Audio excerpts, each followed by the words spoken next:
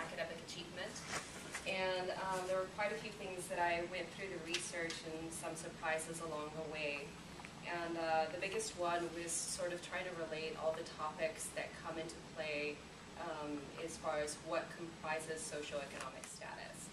And I think the biggest problem is that when you talk about education reform, you tend to focus on the school. And that, they've done research through different cohorts following different groups of children in the last 20 years. And they've definitely stated that there's, a link between parental involvement, community access to resources, access to library, and so there are multiple factors that go into play into what the child is influenced by.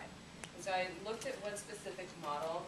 It was Bronfenbrenner's, and he is actually the founder of Head Start, and so he focuses on the individual.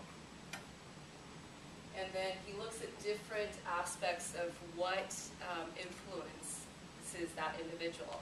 And he looked at basically the immediate environment, which is the microsystem that interacts with that individual. And that's family and school and peers. So as you've heard from other speakers, there are multiple different groups that influence the child. It isn't, these are day-to-day interactions that this child has. So it's not just the parents, it's not just the siblings, there is the school link or child care link, and there's also that child's peers. And next to that is what we call, or what Bronfenbrenner calls, the macro system. And the macro system is comprised of basically anything that the child doesn't have direct contact with, which is, for example, lawmakers, the school board, PTA, or even the child's parents, their work environment. So workplace and PTA, government. And so he termed something called mesosystem to sort of link these interactions together.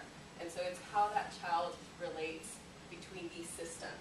So between being with the family and how the family negotiates with the school, and the family negotiates with the government and PTA. So all these factors interacting with the child.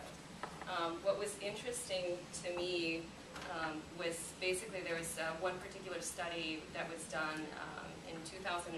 It followed a particular cohort. A cohort is just a group of children that are studied. And they followed them for a few years. They published the results in 2008.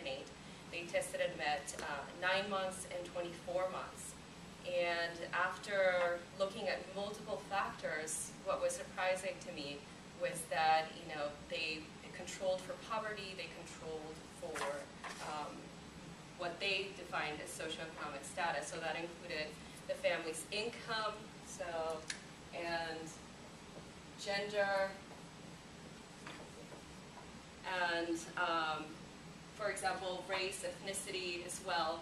And they looked at all these factors into what comprises socioeconomic status, and even after they filtered for all of those, the bottom line was that the most indicative of the child's success was going to be the mother's educational status.